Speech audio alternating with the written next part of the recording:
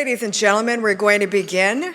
If I can remind you to turn off your cell phones to avoid any interruptions in the program.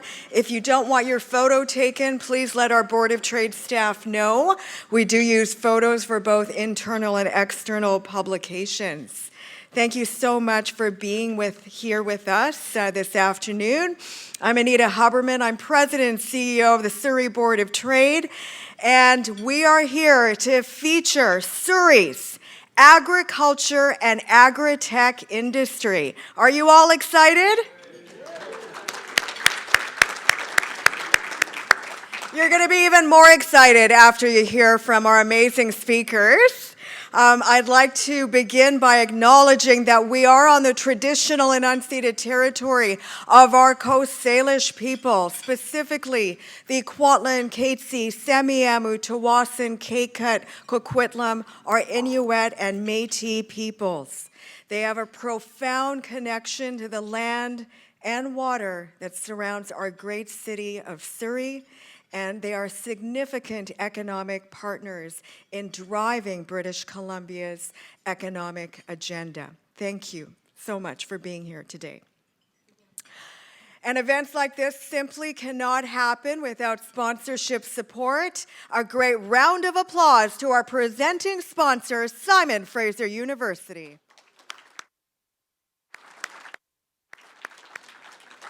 And our ongoing progress partners for the Surrey Board of Trade are BDC, the Business Development Bank of Canada, the law firm of Fasken, Scotiabank, the Chambers of Commerce Group Insurance Plan, represented by SNF Benefits. Thank you so much for being here with us. And some special government representatives that are in the room today, and special guests that I would like to recognize. On behalf of MP, Member of Parliament John Aldag, is Kyle Latchford. You're going to hear from him shortly. The Minister of State for British Columbia for Trade and MLA for Surrey Fleetwood, Mr. Jagrup Brar. Representing Ginny Sims, MLA for Surrey Panorama, is Jen Campbell. Mike Starchuk, MLA for Surrey Cloverdale. Chief Harley Chappell, Semiahmoo First Nation.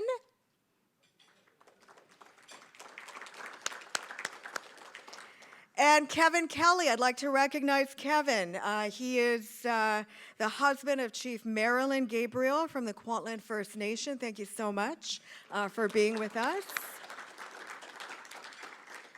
Our City of Surrey councillors, Linda Annis, Mike Bose, and Rob Stutt. And I'd also like to introduce the chair of the Surrey Board of Trade's international and industry team, and also the chair, the current chair, board chair of the BC Chamber of Commerce, Dr. Greg Thomas.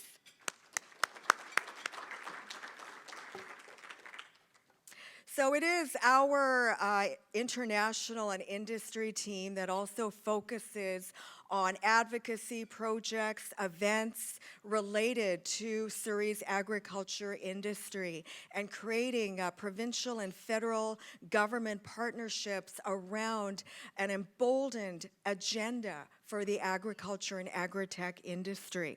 The Surrey Board of Trade, our home mandate is to support business and bring business into the city. We're one of the top 10 largest chambers of commerce, boards of trades in Canada. There are 430 of us. And at the Surrey Board of Trade, we offer a very diversified, unique service portfolio to ensure that Surrey is an opportunity city. And to tell you a little bit more about the Surrey Board of Trade and our great city of Surrey, please turn your attention to the screen.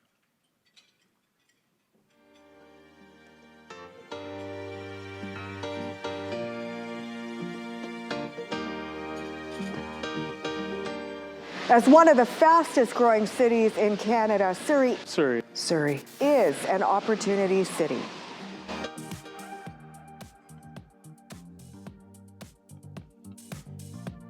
The Surrey Board of Trade is the concierge of connections. Rick Mann from IOM Property Group. I'm a director in construction. We rely on the Surrey Board of Trade for a lot of advocacy and research that we don't actively go out and find. Really, like there's things on there that I had no idea about, and I get the email, I get the web link, and it really affects us in a big way. The Surrey Board of Trade is focused on making Surrey an opportunity city by instigating change at the different levels of government, offering a variety of business support services, international trade support services, and being the concierge of connections for the business community in Surrey. My name is Rowena Rosati. I'm the Vice President of Healthcare and Innovation here at the Health and Technology District by the Lark Group. We focus on a lot of health and technologies and how we can bring different technologies and innovative healthcare solutions into the hands of clinicians.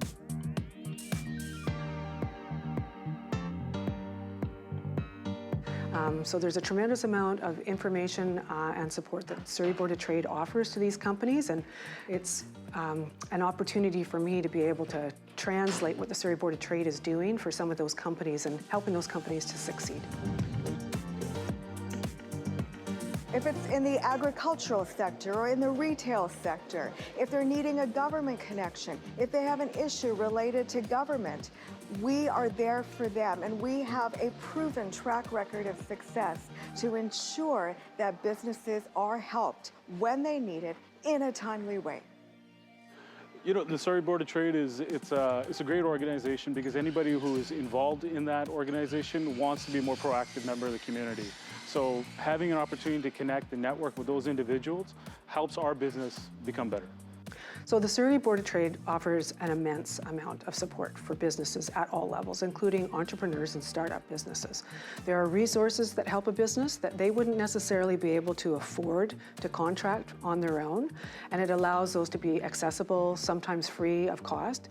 It also creates opportunities for networking.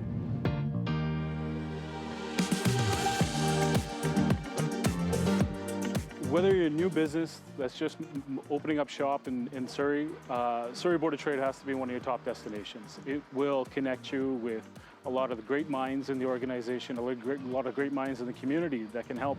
So whether you're a small business or a medium-sized business or a large business, starting out or expanding, we have the connections. We have the resources to ensure that you have what you need during your journey as an entrepreneur.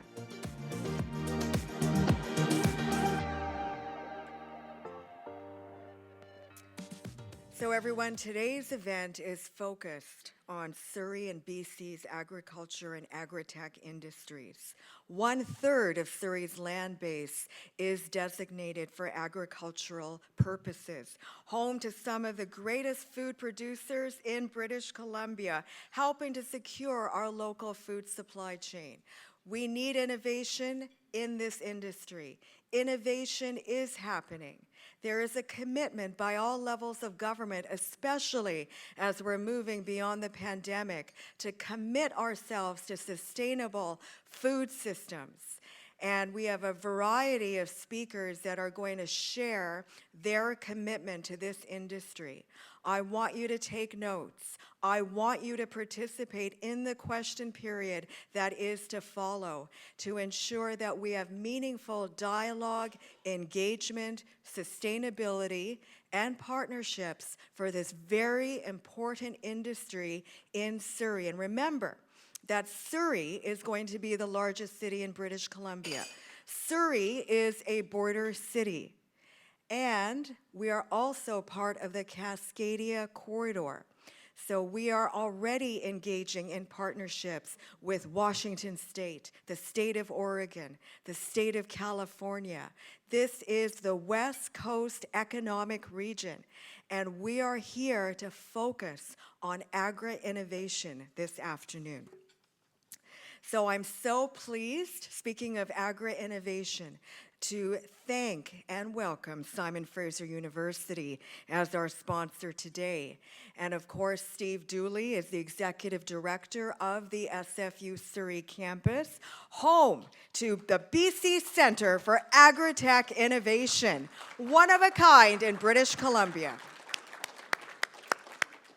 And we very much are looking forward to our continued collaboration with SFU. I've always said that it is universities, it's education that drives the economic foundations of building the city, in addition to transportation. And everything else flows from there.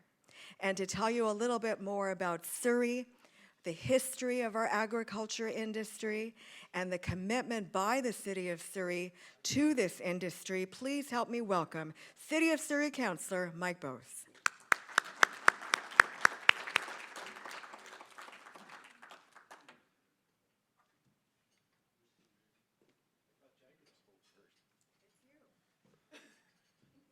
Well, thank you, Anita, and thank you, everybody, for being here. So my 5-minute speech is what she said. I am a fourth-generation farmer. My family started in Surrey in 1891. And as Anita pointed out, 1/3 of Surrey is agriculture. It is the single largest employer in the city.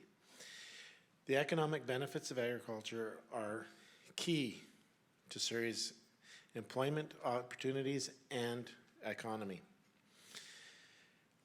Surrey has always been a hotbed for innovation. And it started with diking, clearing the land, draining the land, but then growing forward. The first automatic milker in Western Canada was in Surrey on my great-grandfather's farm. The Farmers Institute started about 2 years ago trying to develop a partnership with SFU and later on KPU. And we've been working very hard, and both of our post-secondary institutions are working very, very hard at developing that relationship.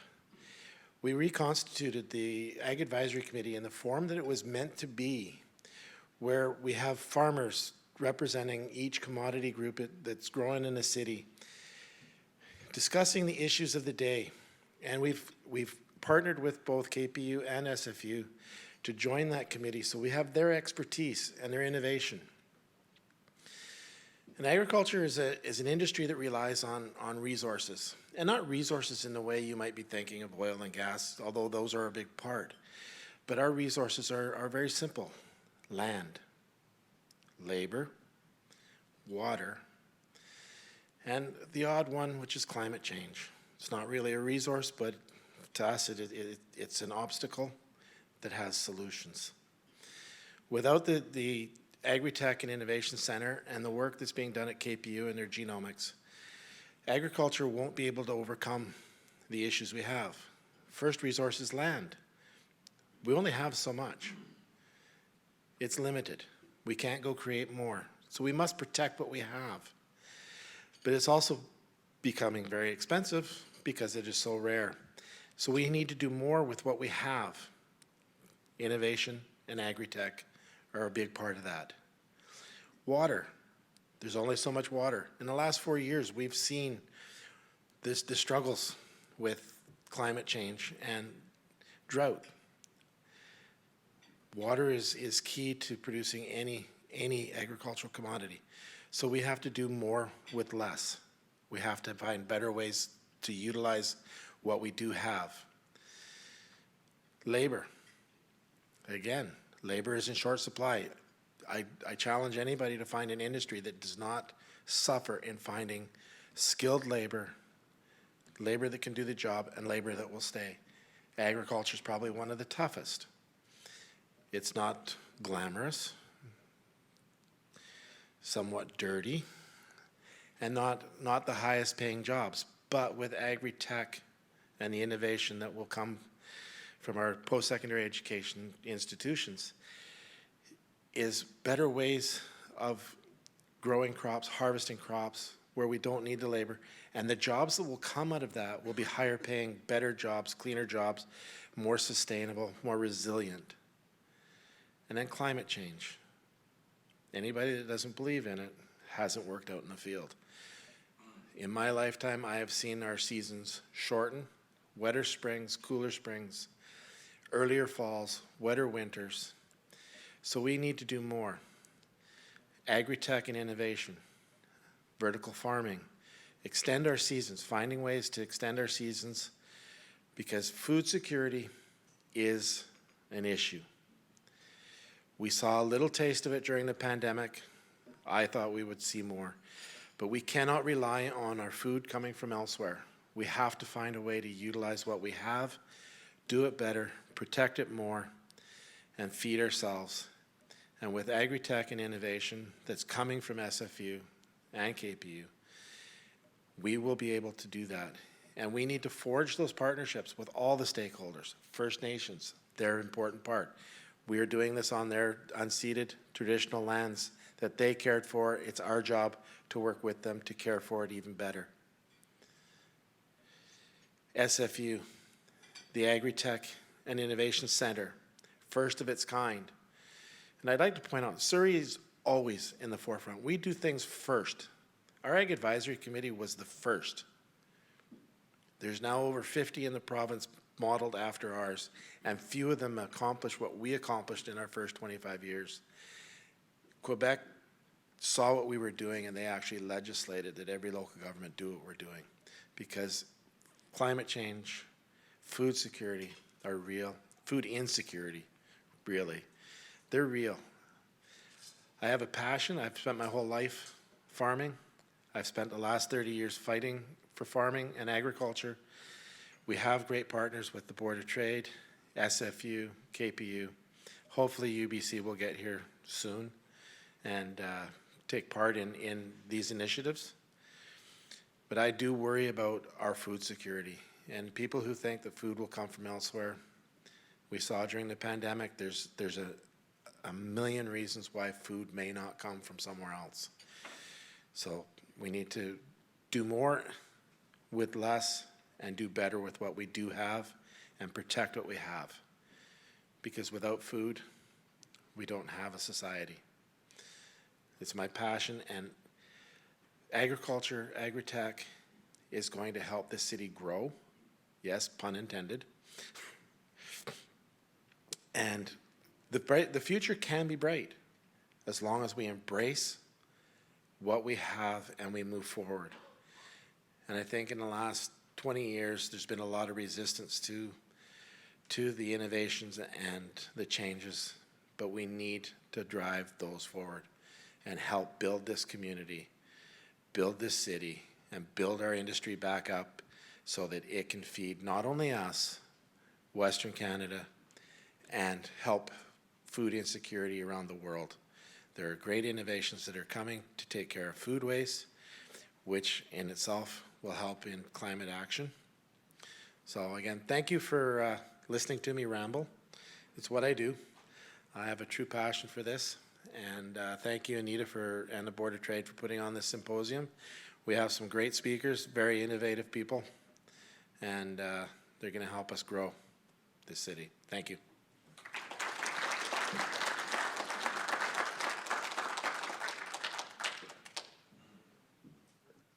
Now, Councillor Bose also is a farmer himself, generations within his family that have committed to Surrey's agriculture industry.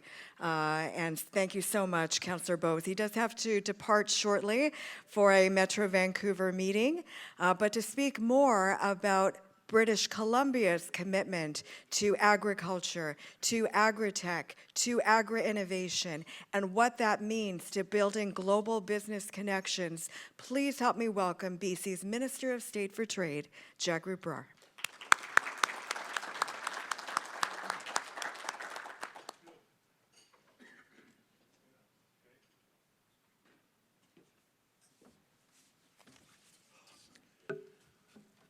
Thank you, Anita, for the good introduction. I need this too now. The time you don't need this, but now it's, yeah. Good afternoon, everyone. First of all, thanks to all of you for having me today. I want to say thanks to the Surrey Board of Trade, personally, for the exceptional advocacy Surrey Board of Trade does for the city of Surrey for various issues, and of course for the city of Surrey business community, and that's exceptional. So I want to say thanks to you. And of course, this is a way also to stand up and speak of for the business community. You organize, I know, a number of events every month to bring people together. That's a big thing, but Surrey Board of Trade does, again, extraordinary job to do this. So thanks, Anita, for that. So let me begin by acknowledging the territory of the Coast Salish peoples, where we are gathered today. I do have speech for 30 minutes. I will try to condense it to 10 minutes. So I think that's my kind of, I'll try to do that. So it's a real honor to have the opportunity to speak to you at the Surrey Agritech, Agriculture and Agritech Forum.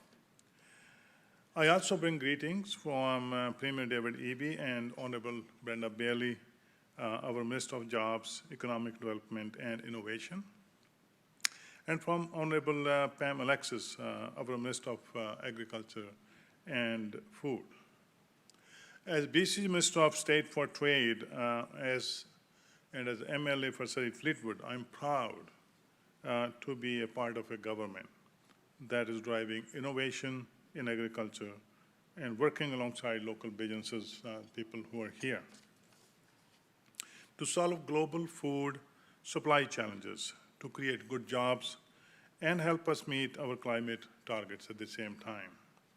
And I'm thrilled to see all of you here together, sharing your experiences and learning from one another, to move this industry forward in BC and solving global challenges here at home.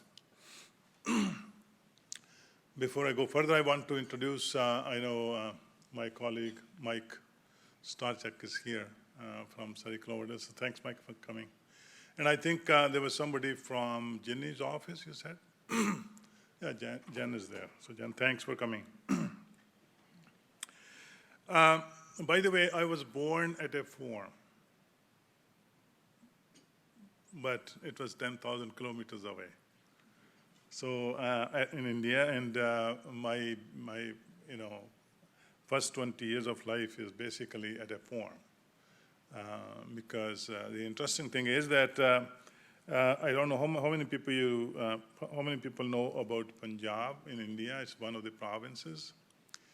It's a flat land, and almost 90% of the land is used to just grow food, and it provides food for 60% of the food for the whole nation, which is 1.4 billion people. Here in BC, we have only roughly about 3% land that actually can be used for food production. So that's our challenge. It's a very unique challenge that way. It's not open land where we can grow whatever we want to grow. So that's why we need Agritech or other things. So the agriculture industry and all your businesses play a vital role in the daily lives of British Columbians. The last few years have highlighted how important a sustainable and resilient agriculture industry is for our province. We have all been impacted by the global inflation and supply chain challenges and extreme weather, as we all have seen, which have resulted in high cost of food, not just here in BC, but from the regions we have historically relied on to feed our province. Everybody is impacted. We are also facing challenges here at home from the effects of pandemic and global labor shortage, as Mike said. And we know that we need to act now and act very quickly to continue to innovate. So we can grow more food and to feed a growing population, provide good jobs, and protect our environment. As a government, we are fully committed to supporting innovative agriculture. And that's why we provided $6.5 million through our strong BC economic plan to establish the BC Centre for Agritech Innovation, which Mike was talking about at Simon Fraser University, in partnership with the Federal Government of Canada. The centre brings together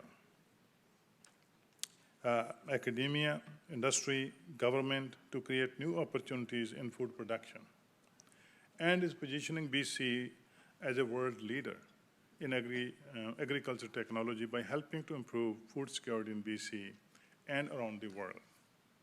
With a focus on growing, developing, testing, and piloting solutions in simulated and real-world environments to be farm-ready for commercialization.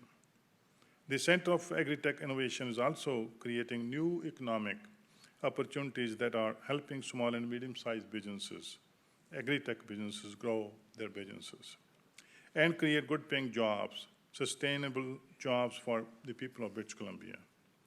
Now, by 2025, this center was just recently opened. By 2025, through this center, we are expecting to develop up to 30 new industry projects,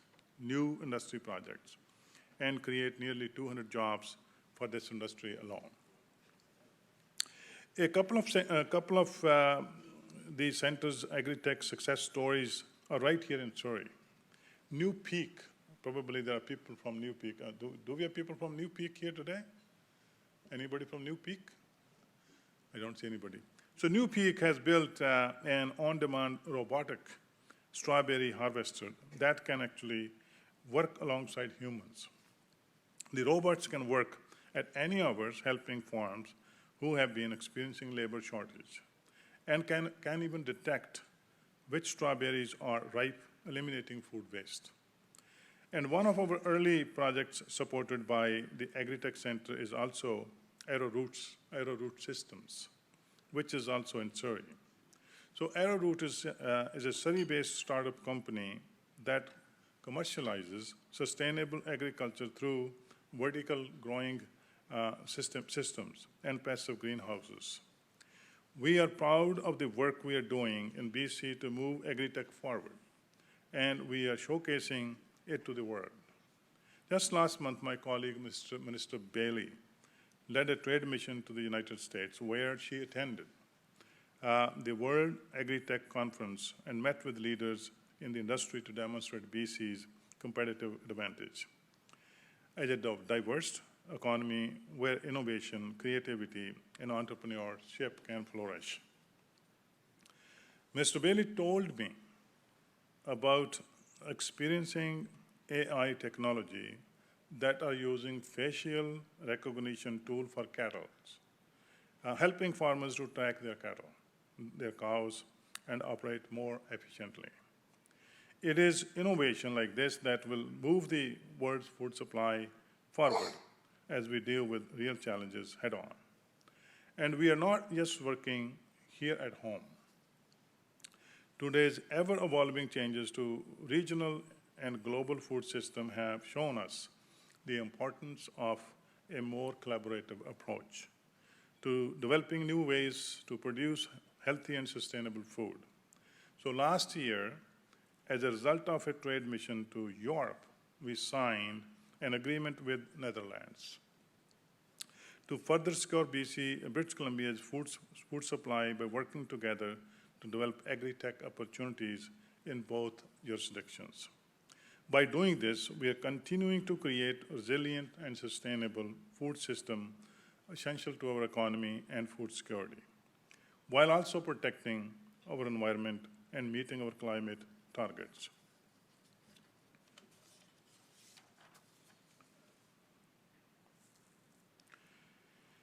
And as the climate changes, I also want to talk about how we are adopting regenerative agriculture practices.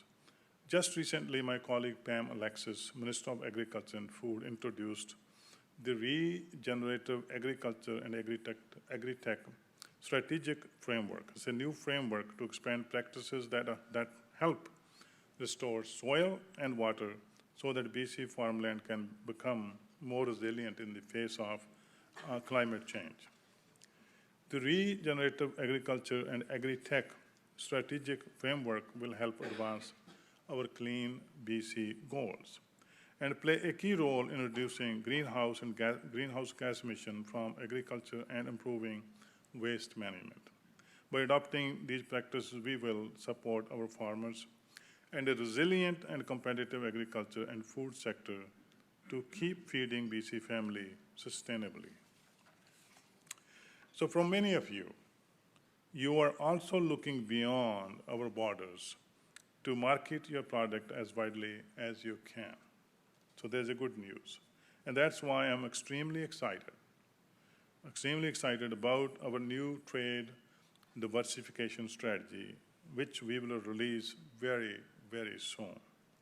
So right from the start, our government has been building diverse trade strategies to make our province even more resilient and support quality good jobs and opportunities for BC businesses. So the trade diversification strategy sets the direction to enter targeted new markets while supporting innovative programs and approaches to expand existing ones. So by working with industry leaders and stakeholders, we are creating a strong and more resilient economy that works for everyone.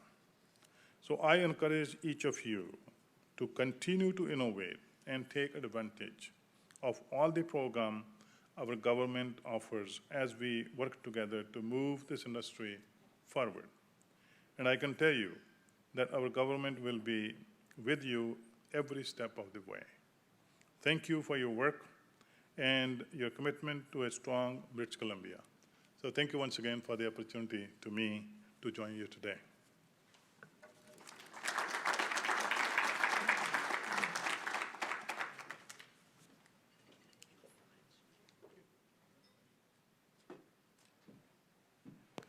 Thank you so much, Minister, and we hope you're going to release BC's new trade diversification strategy in Surrey when it's all ready, because Surrey is going to be the largest city in BC. So everyone, I'm going to ask our panel to come forward on stage. Dr. Woo Soo Kim.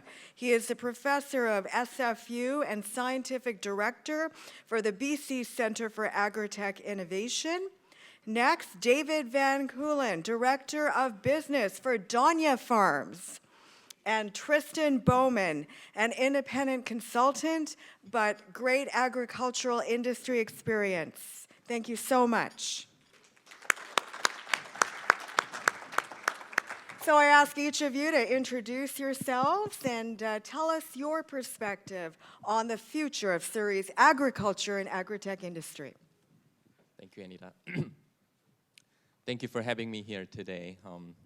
I'm Woo Soo Kim, professor in the School of Mechatronics Engineering in SFU. So as you may guess, I'm an engineer, right? So when you ask Woo Soo about me to Steve or someone in SFU, right? So they will say I'm the one who's doing 3D printing and remote sensing, those kind of things. So I'm the problem solver, right? And seeking solutions from the data, actually. So I have been in SFU about 10, 12 years now. I got a call from VP Research Dugan, SFU VP Research Dugan 2 months ago, right after the trip from CES. I don't know if you heard about the Consumer Electronics Show in Vegas. So I'm the guy who fascinated with cutting edge electronics and etc. Right? So he suggests me why not thinking about leadership position in Agritech, right? So I thought about it a few moments because I just inspired from the exhibition from John Deere's in CES show. I don't know if you heard about the big company, John Deere, tractor company. They occupied the biggest exhibition hall in CES this year. So no doubt, I have been thinking about the importance of global climate change and the global issues coming into our local issues too. So no doubt, I just to say yes to Dugan in a few days. So I'm the newcomer in Agritech sector. Of course, I'm learning from BCCAI. So today I want to introduce you, happy to introduce you about what we are doing in BCCAI, right? So thank you.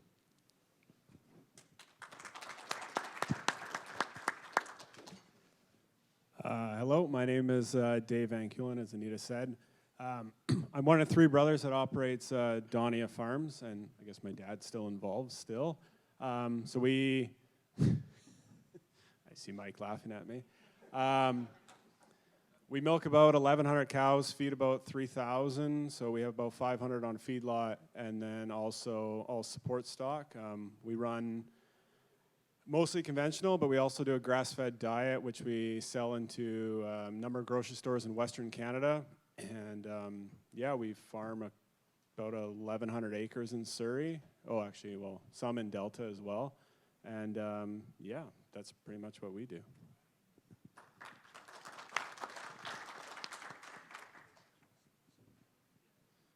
Hi, I'm Tristin Bouwman. I wanted to introduce myself with a little bit of a story about how I ended up in agriculture here. So I grew up in Australia, but herding cattle is some of my earliest memories. And I ended up working in the dairy industry and then the potato industry here in BC from a really young age. And then expanded from there with a real interest in what it takes to grow food for people sustainably. I ended up doing my degree at the University of Guelph, and then went on to Wageningen University, which is the leading agriculture university in the world, based in the Netherlands. In the last couple of years, I've been able to grow food at one of BC's leading farms, Heppel's Potato Corp, and experience firsthand the changes in the climate. We had some of the toughest growing seasons in the last couple of years, ranging from the driest to the wettest, one of the wettest springs, to the floods in Sumas Prairie. We're very active as well. Yeah, I am really excited for the future of agriculture in BC as it grapples with this problem of how are we going to feed ourselves on a shrinking land base in a province where we can only grow food on a tiny fraction of our land. And it's really going to come down to sustainable intensification, doing more with less. Thank you.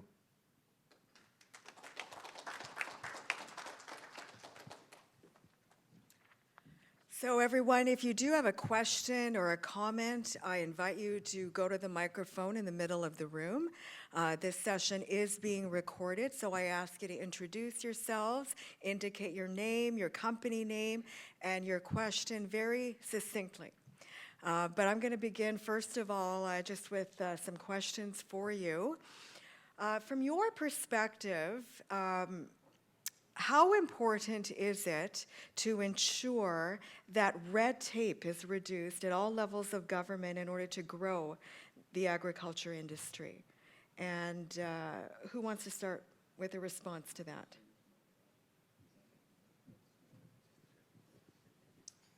Well, I think it's extremely important because as farmers, we hate red tape. It's frustrating, and we don't really want to spend time in the office. But I'll give you a little example, and I'm going to give it away something that we've always been looking at that's hard to do is there's always this talk about reducing plastic in single-use plastic, and I think as everybody knows, milk comes in a milk jug, and it's a one-time use. We now have a recycling policy on that, so I guess technically it's two-time use or 3. But there's technology out there now for a milk dispenser where you can bring your own jug up there and fill it up and dispense your own milk. And it would be really interesting to put that in grocery stores, but when you engage with the regulatory bodies, they're non-engaging. It's just a non-starter. So those kind of things, when it comes to innovation, are very frustrating. So that's my example. Any other responses to that? red tape. Yes. So I should also mention, I ended up becoming the vice president of the Surrey Farmers Institute about a year ago. And that's a place where farmers come together and talk about their challenges. And, red tape ends up being, right near the top of the list. There's a lot of challenges because, one, farmers typically have their head in the space of running their operations. And so it's not efficient for them to be trying to navigate bureaucracy to get something done.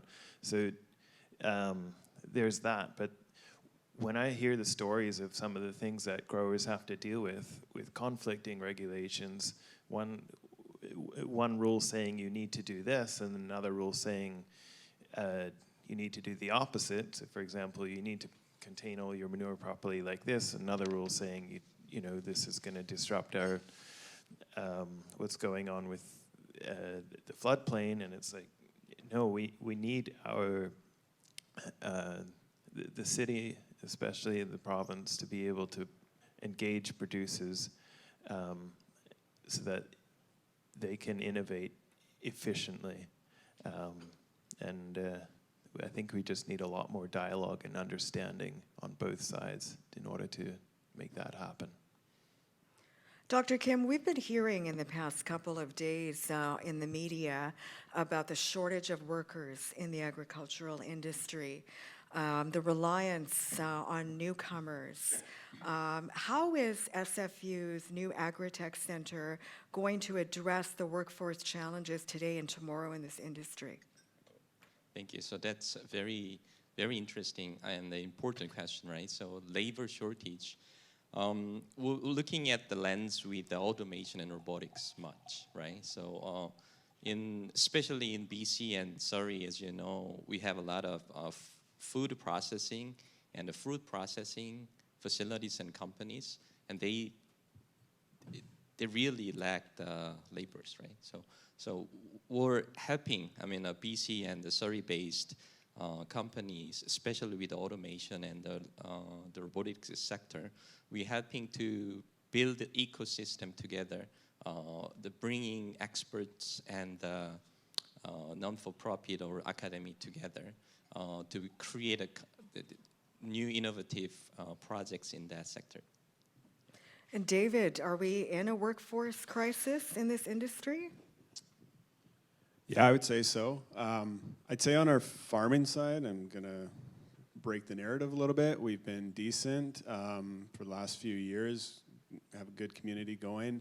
But when we talk to our processors, yeah, that's the gridlock, and we don't have spikes in labor demand. We have labor demand all year round, so we can keep people on staff. But when you talk to farmers that have labor demand spikes, so spring or fall or even through the summer, it becomes a real challenge. And Tristin, how are we partnering with other parts of the world to increase our workforce in this industry? And what are those top countries that we're working with? Do you know? Yeah, we're working with people all over the world to make sure that there's labor here to do the work that needs to be done.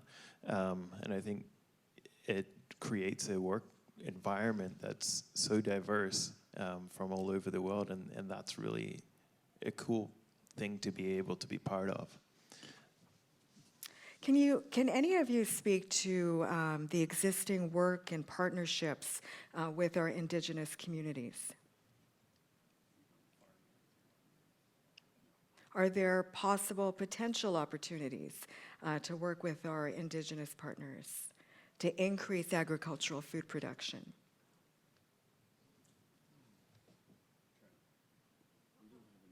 Or what about the university? What is your work with Indigenous partners? Yeah,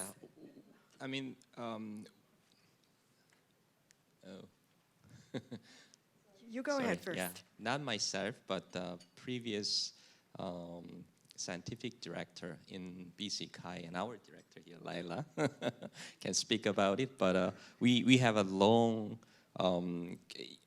endeavor and effort done together with the Indigenous community to build their food security opportunity. Yes.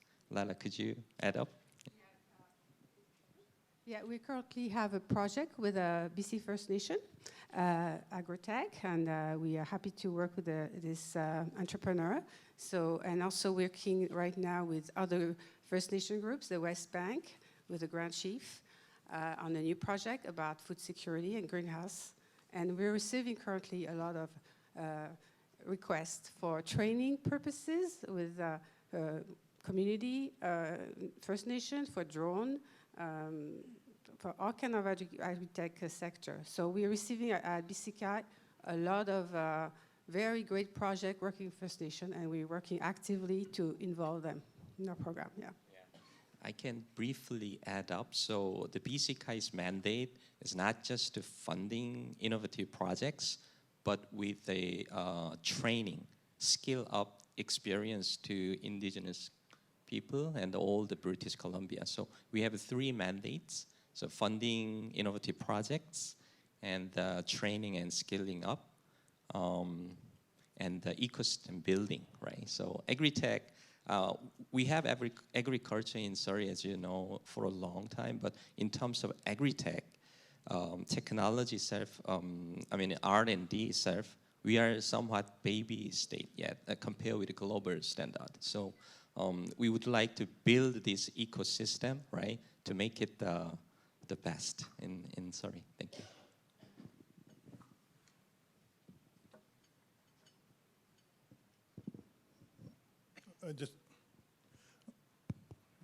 I just want to add to the same question. We have a program, it's called Manufacturing Job Fund. It's $180 million. We can support any company, and that includes, by the way, Agritech, agriculture programs. And so we can support 20% of the capital cost up to $10 million. So its intake is open right now, and it's open, and for a long time. So that's one, but the condition in that one is that it has to be, the program must be inclusive, which means there must be participation, some sort of kind of agreement with the First Nations in that program. So that's one, of course, the part of that program. And then, of course, second piece is it has to be value added. Somehow we add the value to the thing. So that's one. And the second thing is, the second program we announced, it is $480 million in the current budget, and that is called Future Ready Skill Set. So we are working with industry, and we're working with the post-secondary education system to make sure we're training people who actually need in the industry. So moving forward, so there's investment of $500 million to figure out like who needs people, what kind of training. Agritech has a complete different need for workers, for example. And mass timber has a complete different line of workers, and other industries, high tech. So, so that money is there, working with the post-secondary education and working with the industry so that they can match that training program. Thank you. Any other questions or comments from the audience? Please approach the microphone. Just because we're recording it.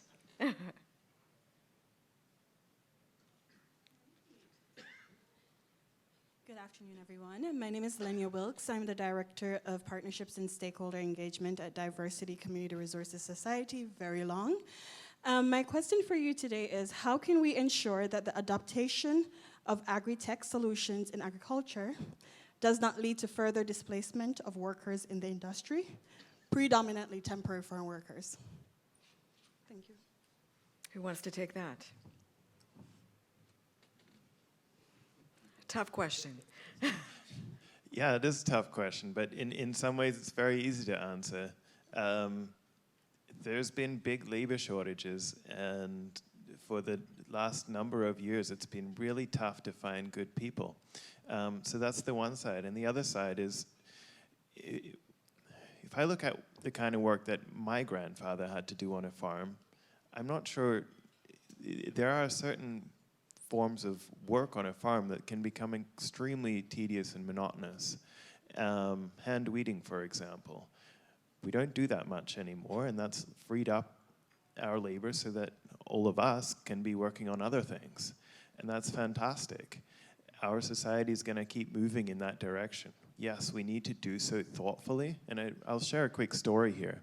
I spent a few years working in Africa, and the United Nations, along with the Malawian government where I was and a few other not-for-profits, were promoting the use of herbicides to reduce labor, which was, you know, not necessarily a bad idea, but in Malawi, about 2/3 of the rural population runs out of food every year. I'll say that again, 2/3 of the population run out of food every year.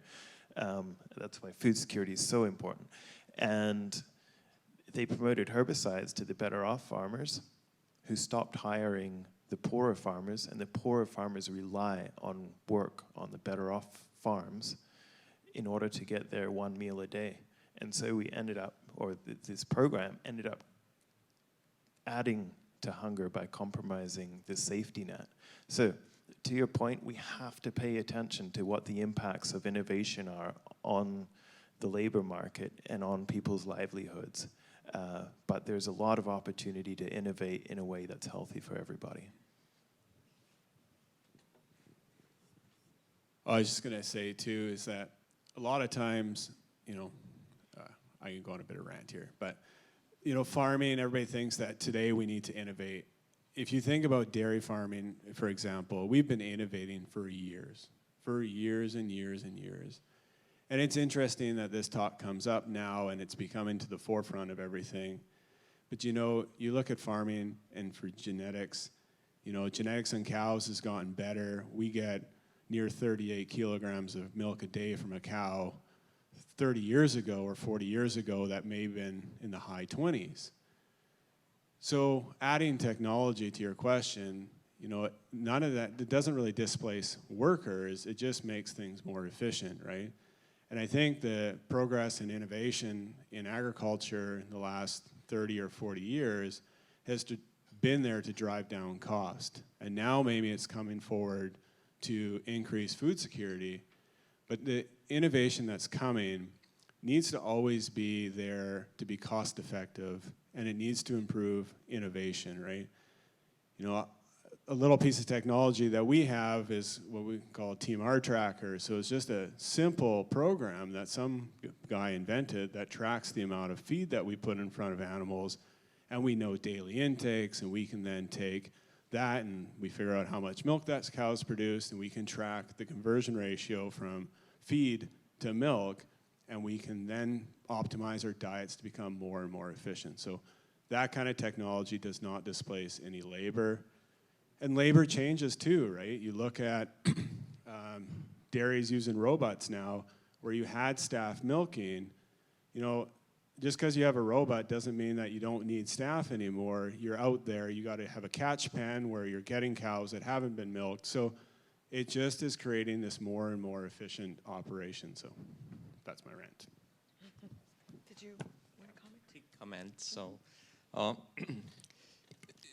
for sure, agriculture sector is a kind of traditional industry, right? So slow adapter of the technology historically, and then that's the practical situation. So I think the organization like us, BCCAI, is very important to show it's not just the potential or the opportunity or the possibility. We need to show actual implementation, right? So by having the ecosystem and then creating a lot of innovative projects together with the companies, we can go into that direction to increase the adoption rate, technology adoption rate from this industry. Yes, thank you.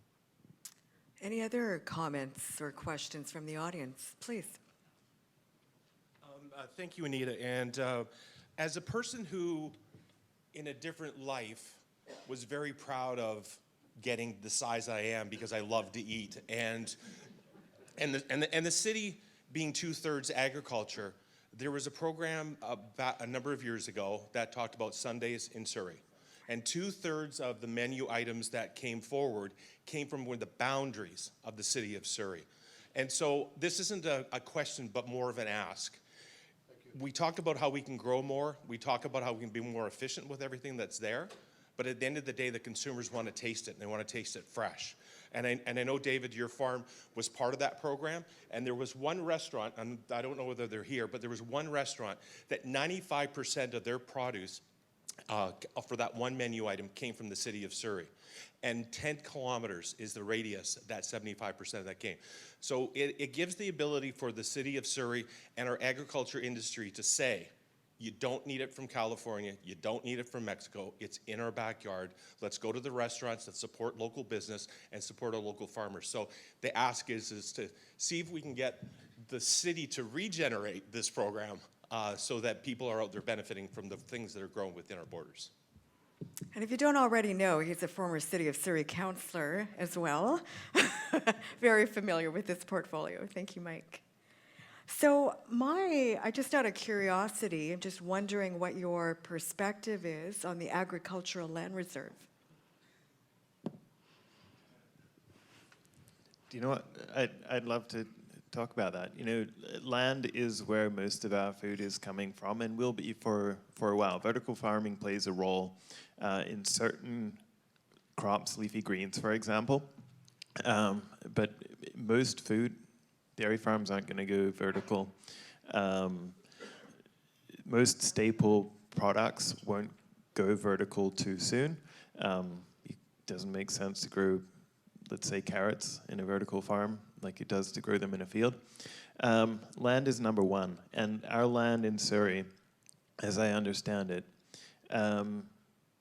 needs investment.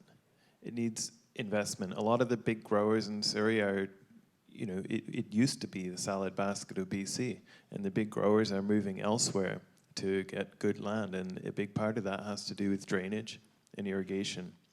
So our land needs investment and it needs protection. About 20-something years ago, probably 30 years ago, I believe it was the case that about 70% of BC's produce was produced locally. Now it's about 30%, the rest being imported from the rest of Canada and the United States for the most part.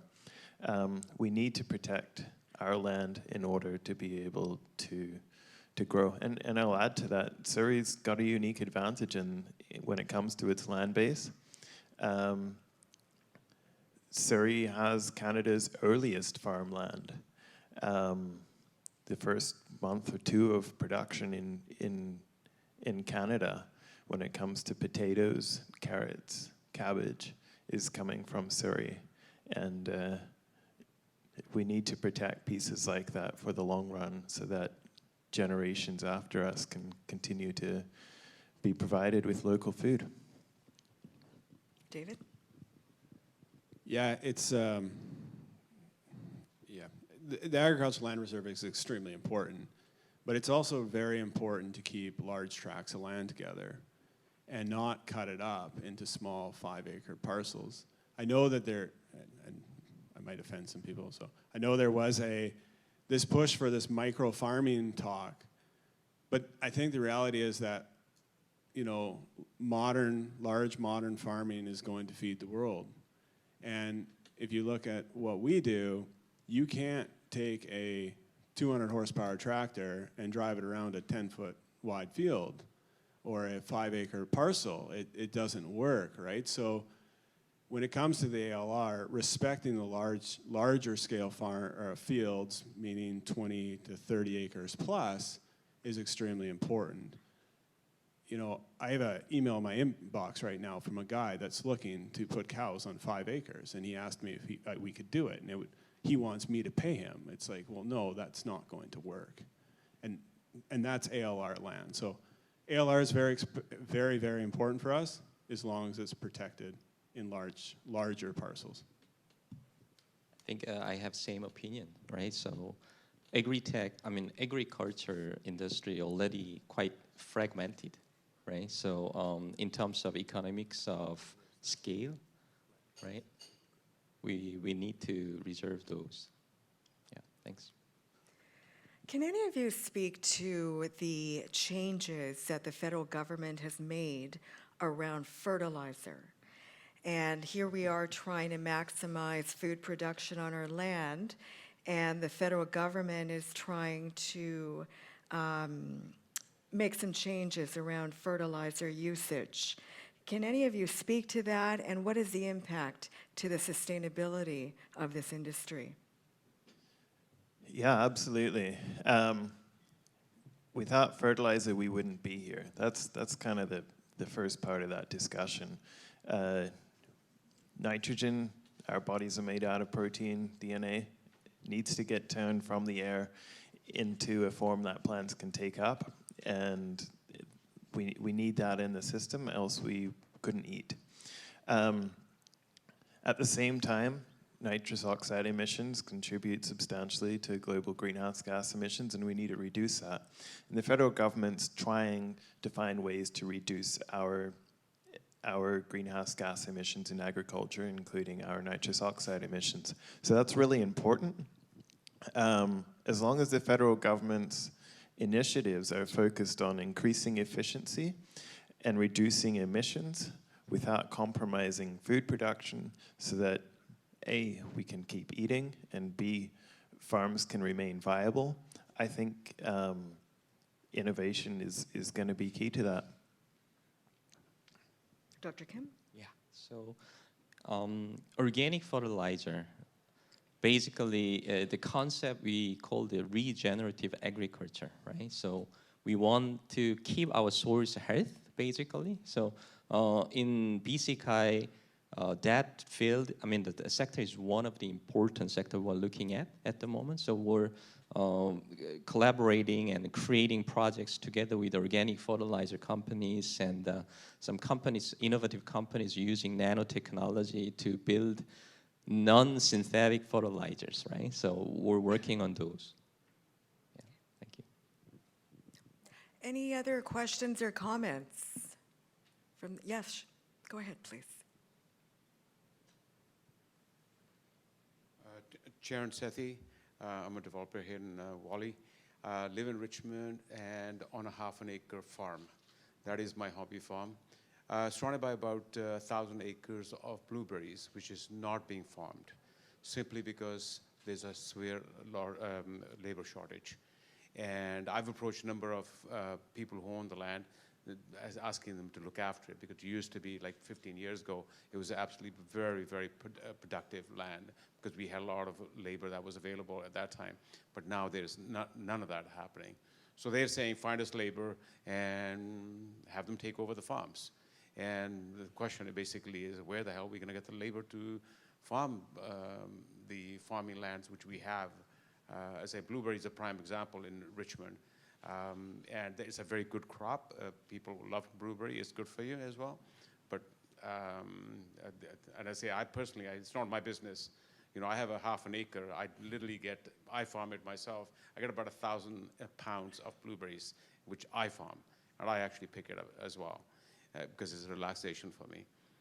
But somebody can answer the labor shortage for me, and I'll be happy to make them contact the owners individually, because I've been doing that for a few years now. Yeah, it's a fascinating topic, labor and land. I'd like to point out that we live on some of the most expensive agricultural land in the world here in BC. Farmers are desperate for good land. It was a big chunk of what I have spent the last 3 years doing, growing potatoes. And I'm sure if you could get your hands on 1,000 acres of land to grow forages on it, you'd love to. I'll bet you that in most cases, land that's unproductive, it's not a result so much as of a labor issue. While there is a labor issue, it's often because the land doesn't have the investment required to make it be able to viably grow food for people.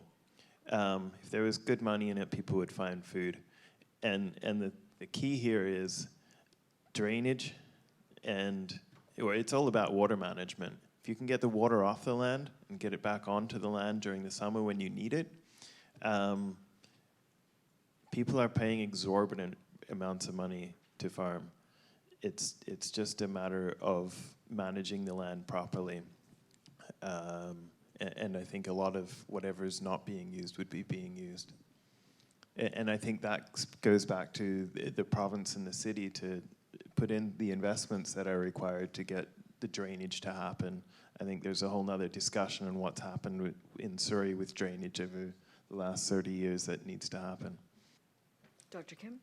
Yeah, so labor shortage, we're looking at from the Agritech perspective, right? Coming back to my specialty with the smart manufacturing or smart factory, those kind of concept, right? So we are very interested in launching a lot of projects in, we call the IoT, right? And smart farming, right? So by monitoring, autonomous monitoring by using those sensors and help from the machine learning and AI. I think the big players in machine learning and AI is working on the Agritech nowadays, but who knows, in 5 years or in 10 years, every farmer can use daily, right, as a tool. So we're looking at that. So a lot of Agritech solutions are there. So we want to implement that into our local farms. Yeah, thanks. My final, oh, go ahead.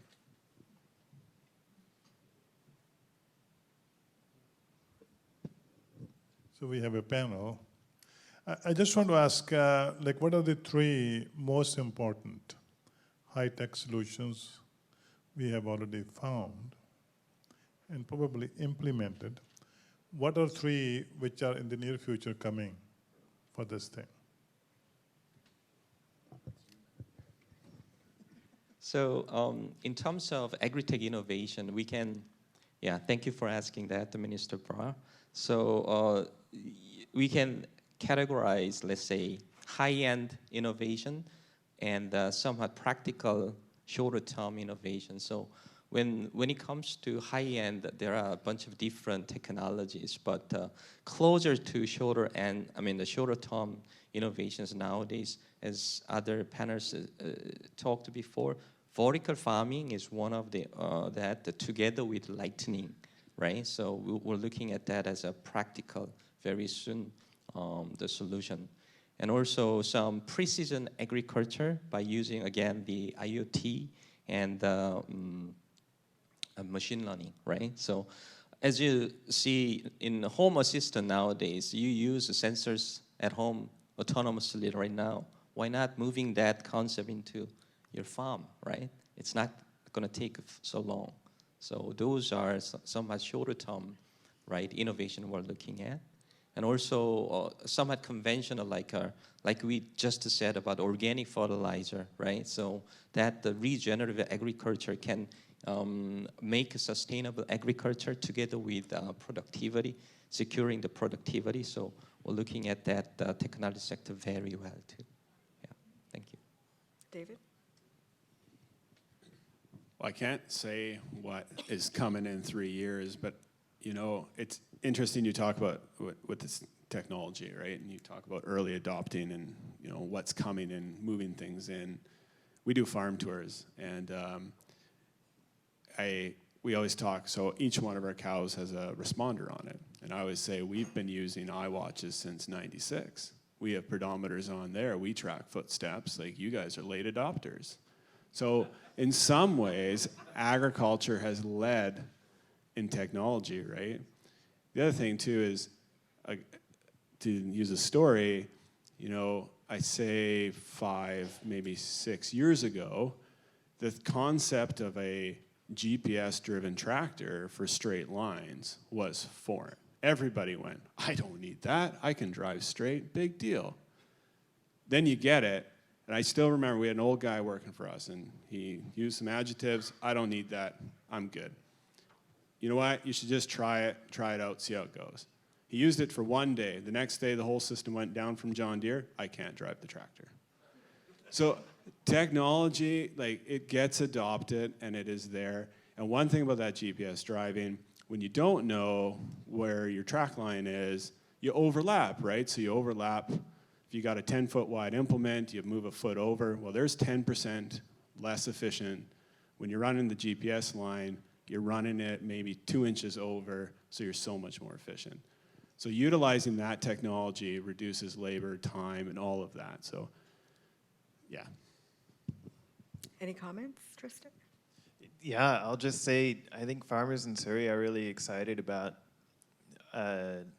optical grading as one thing. Software development to be able to manage their operations more effectively. So being able to track where your potato come from in a certain field to where it's going, both for food safety, traceability, as well as for inventory management, all of that. So software is a big part of it. And a lot of that stuff's been on farms for a long time, but there's huge amounts of room to get better. Going forward, I won't be surprised if in 30 years from now we've got drones flying around doing good chunks of the monitoring and some of the interventions in management on our farms. I think the future is electric and not fossil fuel for our field equipment, and that's going to be really important. It's probably going to get a lot smaller as well and more autonomous and more sensor-based. That's really exciting.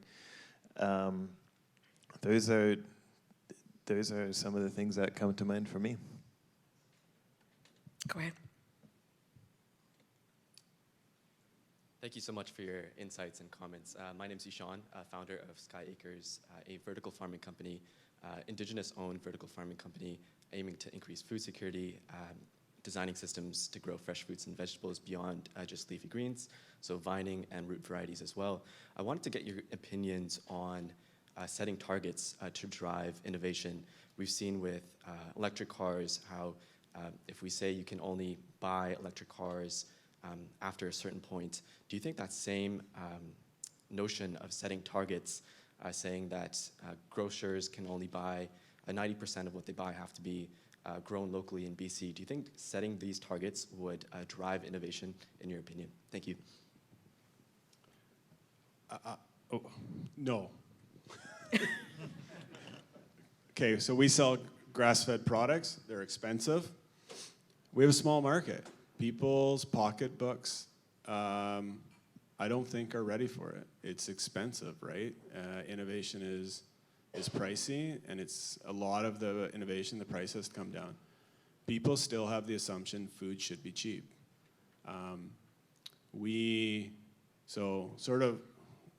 Donia Farms, we're a large dairy. Our communication to customers is we want to reconnect you to agriculture again. And I'm going to go off on a tangent now again. We started the brand as a dairy farm where we have quota. We really don't need a brand. But we started a brand because we got really, really annoyed with the disconnect in agriculture. So unless you're coming from Punjab, most people in my generation are completely disconnected from agriculture, right? If you go up a generation from me, there's a little bit more connection. And as you go further up, more and more people are connected to this agrarian lifestyle. Our education system has been set with that historical mindset, right? So people do not value where food comes from. Again, when we do our tours, we do a kindergarten tour, you ask where food comes from, common answer is the grocery shelf, right? That's wrong. And I think with that perception that food should be cheap and that's been instilled over years, I really have a hard time believing people are willing to pay for it. Organic milk sales are down over 20% right now because people don't want to pay for it. So there has to be this balance between innovation and, you know, cost recovery. So. Yeah, I think paying for things is really important, but I think the future is a world in which we are a little bit less reliant on foreign imports in order to feed ourselves, so that we're a little more resilient. I don't know if it's not healthy if we're 100% reliant, because it would just be way too expensive. I know the province had targets back in the 80s, I believe. They wanted to bring up most of our production to about 60% self-sufficiency. I don't see harm in something like that, but I think more important than locality targets, I think we need to be making targets on solving some of the other things that we have, making sure that the people are being fed is probably a more important target to me, as well as ensuring that our food is getting produced in ways that are climate friendly. So sequestering carbon as well as reducing our greenhouse gas emissions. And there's a lot of stuff happening with those targets, and I think they're being set. Doctor? Thank you. So thank you for the question. So I actually haven't thought about it much, but when we think about vertical farming, especially for yours, right? So we usually put the productivity, right, and then shorter growth to make it produce, right? But in terms of food security and the urban farming kind of concept, instead of targeting to have some target, right?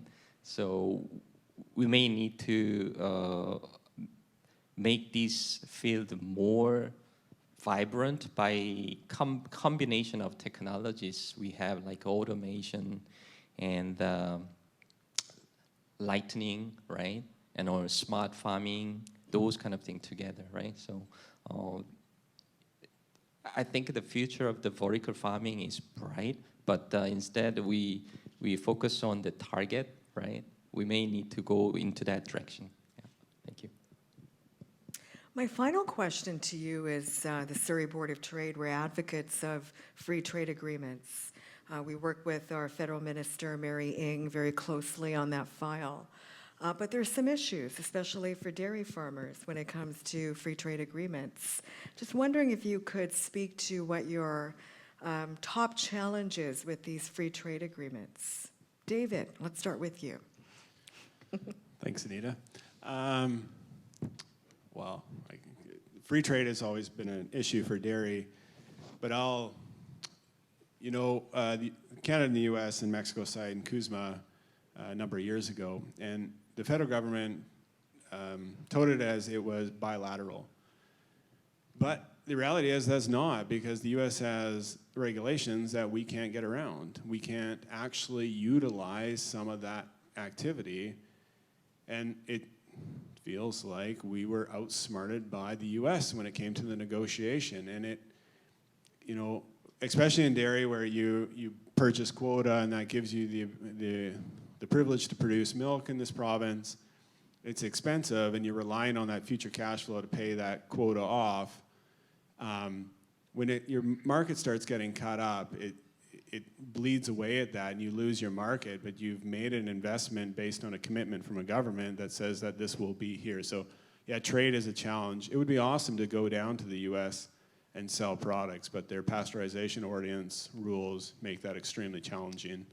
And I tried and it didn't work. Tristin. Yeah, I'll just add to that. In my experience in the potato industry, we live right next door to one of the world's biggest potato producing regions. If we went entirely free trade, we'd probably end up in a situation at some point where the US would overproduce, which happens. They'd dump their product here and it would kill all of the local growers. So there are some trade rules in place to protect that, and I think awareness of that to ensure that our local food production can be maintained in a viable way for the long run, while at the same time getting the investment and the scale that it needs to be globally competitive is the line that needs to be walked. Dr. Kim, any comments on that? Any closing comments by each of you? Let's start with Dr. Kim. So let me have some thought. So basically, today I want you to have the concept of the Agritech, importance of Agritech in agriculture, right? So BCCAI is here in SFU, but we're not binded only into SFU. We're working together with local academies, right? The Keulen, UFV, or UBC, or UVic even. So we gather lots of experts to our agriculture industry in BC and Surrey. So I hope the door is always open. So please knock the door. Our initial target is becoming a good matchmaker, right? So hopefully you can go home with that message. Thank you. David? Yeah, I guess sometimes I feel like I come across as an anti-technology guy and a traditionalist, but I think that technology is very, very good for every industry. And I think one thing to think about is I feel like, and this is my personal feeling, that farmers, a lot of times we think in 1 to 2 years or the current growing season and sometimes. And when you are presented technology with a 15 or 20-year payback, it's really hard to wrap your head around it. So when it comes to endorsing Agritech and what that is, that speed up for payback has to be there. And the other thing is that there has to be some communication to customers, meaning the shoppers and those buying products, that this technology is good. You know, GMO was a technology developed years ago, and there's this anti-GMO push that's shutting that down. I mean, there's that saying that the world could be organic if the organic industry endorsed GMO, right? We can reduce utilization of herbicides and pesticides and all of that, and more drought-resistant crops. But so when we are innovating, and I think that some of the challenges that vertical farming will have is people, again, go back to this lack of knowledge of farming.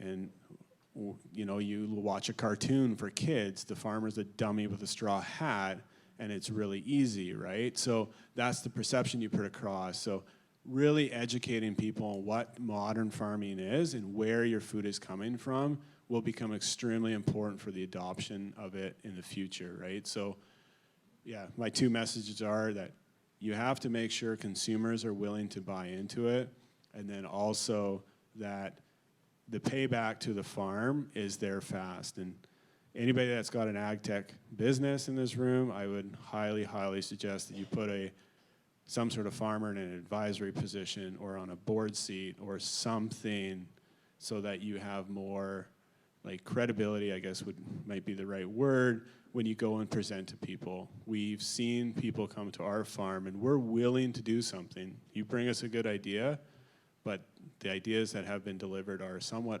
unrealistic, or they're too long to pay back, or there's too much of a commitment for us to make it happen. Thank you. Tristin. Yeah, I think the future is bright for the Lower Mainland, for Surrey, for BC, and dealing with its food security long-term issues. And I think innovation is going to play a huge role in that. It has. I think, as Dave clearly demonstrated, you know, just with GPSs, tractors have been self-driving for 10 years at least. So the thing is, the future is bright. The innovation in agriculture in the past that allows us to do things so efficiently now, to be able to plant, you know, so much more and harvest so much more in a day than it took our ancestors, is what's enabled us to have the rest of our economy, and that's what's going to continue happening. I'm excited for it, and I think there's going to be a lot of interesting investment opportunities, and to the people working in ag tech, it's all going to come down to your end user experience. So focus on that, get connected with farmers, get in their heads, and find ways to add value and grow food for our province. Thank you. Everyone, a round of applause for our panel. Thank you so much. And before we close this afternoon, I just want to remind you of some events. Next week, we have BC's Housing Minister in Surrey, Minister Ravi Keulen, on April 20th. On April 28th, we have the return of our Surrey Industry Bus Tour. We have been waiting for this event to restart again. And on Wednesday, May 3rd, is our Top 25 Under 25 Awards, featuring special guest speaker George Strombopoulos. But he's amazing. He's coming down all the way from LA and really celebrating our youth in Surrey. Thank you so much to Simon Fraser University for your sponsorship. Everyone, make it a great business day. Thank you.